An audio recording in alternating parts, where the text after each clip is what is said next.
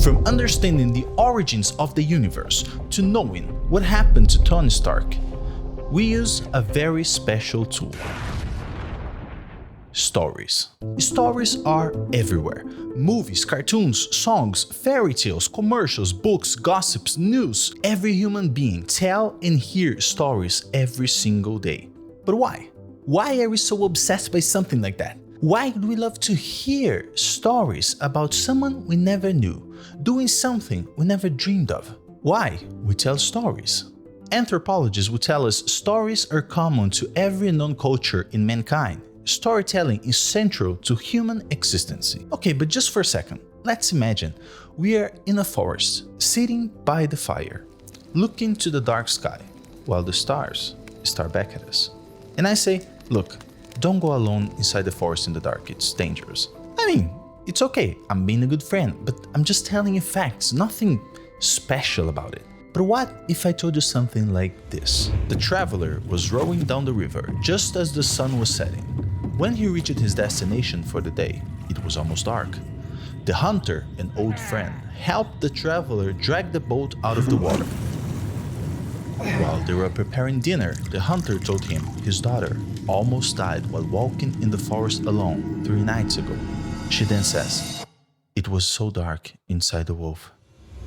Okay, it's a little creepy way to retell the Little Red Riding Hood, but you got the point. When we're talking to each other, we're trying to coordinate our intentions by sending each other signals. Linguistic signals like words and sentences, but also gestures, posture, facial expressions. That is how we communicate. Talking about a meeting tomorrow, the weather, the book you just finished. In all these cases, all we need to have a conversation is me acting as myself and you acting as yourself. In the present, trying to get our message across. However, the moment one of us starts to tell a story, everything changes.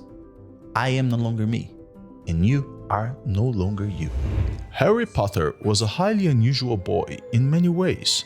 For one thing, he hated the summer holidays more than any other time of year. For another, he really wanted to do his homework, but was forced to do it in secret, in the dead of night.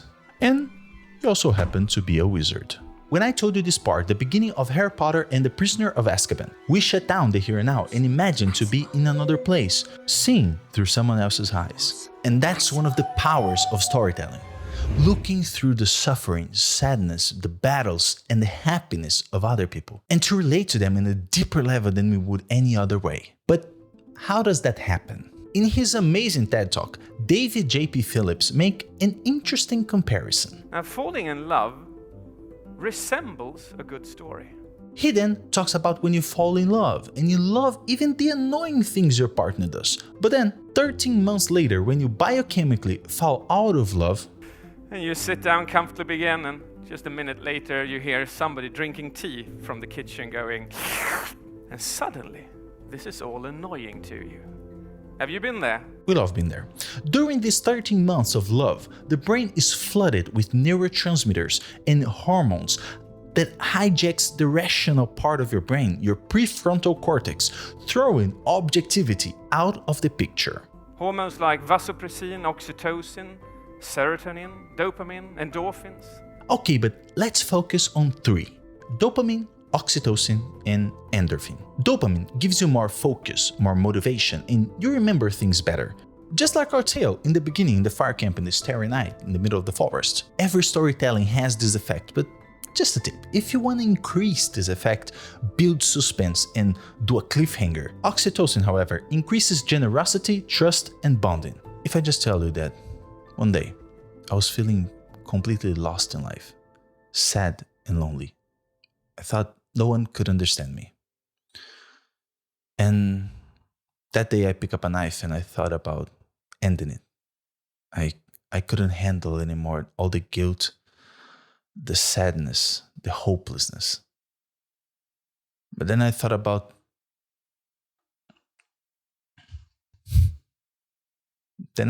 my family. I just somehow found the strength to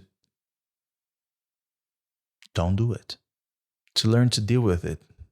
I just talked about it with my family, my psychiatrist, my psychologist, my friends, and now I'm talking to you. Just so you know that Look, no matter how tough things seems, you're not alone. And you're stronger than you think you are. And now you got higher levels of oxytocin in your blood. You feel bonding to me. And oddly, you feel more human. But how did I do that? I just told you a true story that really happened to me. And we created empathy. You know what's the most amazing thing? When you read about someone like jumping, your brain acts like you're jumping too. Not only that, neuroscientists found that the exact same areas of the brain light up on an MRI in both the storyteller and listener. The brains mirror each other. We naturally develop empathy using storytelling. The last one is endorphin, a hormone that does this.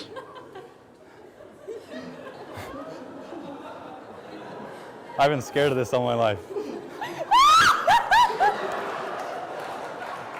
It also increases creativity and focus. So all of this combined is what generates the magical effects of storytelling. But there's more. Jonathan Gottschall, in his book The Storytelling Animal, writes that human beings are natural storytellers. We are, as a species, addicted to stories. Even when the body goes to sleep, the mind stays up all night, telling itself stories. And we know that. We see animals, people, and things in clouds. We give personality and see faces in cars. We create narratives where they don't exist.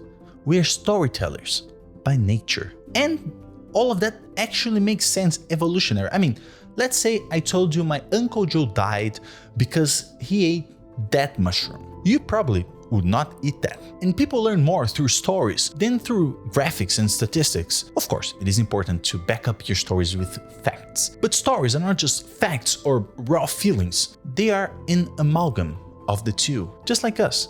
We are not a complete rational machine or pure emotion. We are a thought-feeling entity. And even my passion, science, is filled with excitement and storytelling. Just imagine. Everything in the universe attracts everything else. Just like the earth pulls you down to the center, you pull the earth towards you. Or even better, let's put you in a car that goes really, really, really fast. I mean, close to the speed of light. And your friend just stays in his car, completely parked, no moving. Time would actually slow down all around you. You would be younger than your friend at the end of this experience. The reality is, we will continue to hear and tell stories, like the shepherd boy who repeatedly tricks nearby villagers into thinking a wolf is attacking his town's flock. When a wolf actually does appear and the boy again calls for help, the villagers believe that it's another false alarm and the sheep are eaten by the wolf. Of the monkey who became a hero for killing a giant, but was kept wise and humble with the knowledge that all monkeys, even him, must still fear the eagle. Or simply this story. Locked inside the nucleus of each little invisible atom is a force so powerful it can destroy an entire city. Stories are merely embellished facts or pure make-believe. And all of them are way more than that too. So why tell stories? Because it's what we do. It's how we teach. It's how we learn. It's how we create bonds with one another. How we love.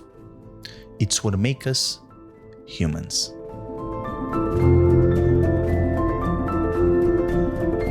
Thank you so much for watching. If you enjoyed this video or you think you learned something, like it and consider subscribing. I will see you in the next one.